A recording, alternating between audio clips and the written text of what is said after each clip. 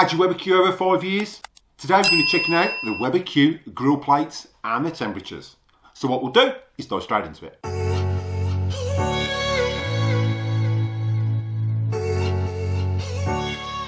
Now don't forget everything used in the video today. There are links in the description below for the best place to get those Weber products. Make sure you check those out at the end of this video. Hi Weber fans, welcome back to the channel. So this is a video that's been requested by a subscriber. Today we're going to be checking out the grill plate. If you remember last year, I bought a brand new Weber Baby Q. I haven't had a chance to use it, so I'm going to be using that to check these grill plates on. And what I've done is I'm going to use the old grill plate and a new grill plate. We're going to check the temperatures on one side and check that they are consistent over the top of that grill. And then we'll flip the plates and check that we are getting consistent heat on both sides. So let's dive in and have a look at these grill plates. Right, so what we've got here is just the grill plate that's 5 years old. As you can see, there's quite a bit of carbon on there, and there's plenty on the back. These are an absolute nightmare.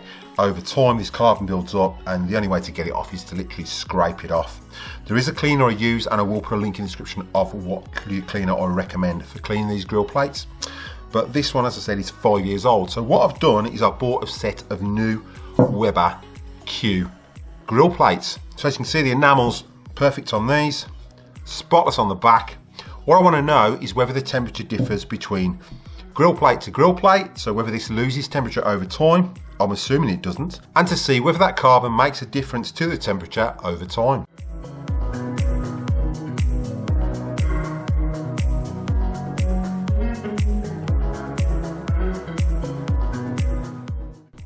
Right, so our Q's been heating for around 20 minutes, so we're well and truly over that 300-degree mark, so it's time to check out these grill plates.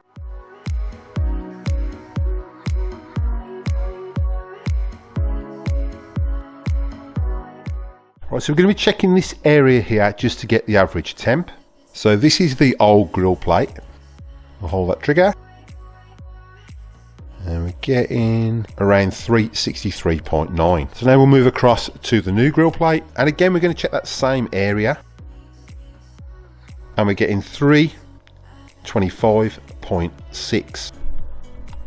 So we'll just swirl the grill plates over and let them find their own temperature. So we'll leave them for around 10 minutes and we'll come back and check the temps again. Right, so we switched over. So we've got the new grill plate on the left and the old grill plate on the right. We'll shut the lid. So you can see the temps dropped. So we'll let that get set back up to over 300 degrees. So that's been preheating for around 10 minutes again. And we're hitting over that 300-degree mark. So we'll just check these grill plates out and see if the temperatures have differed. So we'll start with the new grill plate first. And that's got an average of 346. And now the old grill plate. And that's got an average of 319. So let's check out the final results. Now don't forget everything used in the video today. There are links in the description below for the best place to get your Weber products. Make sure you check those out at the end of this video. Right, so with the results, the old plates, when I first tested the old plate, and it did look like there's a bit of a discrepancy between the left and the right. It looks like the right is a little bit cooler than the left part of that Q. The old plate on the left came in at 363.9. On the right it came in at 319. And then the new grill plate, on the left it had 346 Celsius and on the right it had 330. So when we add them all together and divide them in half, the old plate had an average temperature of around 341 across both, and the new plates had an average of 338 across both. So there's not a lot, there's like 3 degrees in it, and that could have been just a discrepancy of me moving that probe at the end of the day. So that's why I added them together and then just did an average. So the grill plates over time, I wouldn't say they lose any heat, and the heat stays pretty consistent across that grill. You might lose a little bit due to the carbonisation of your grill plates.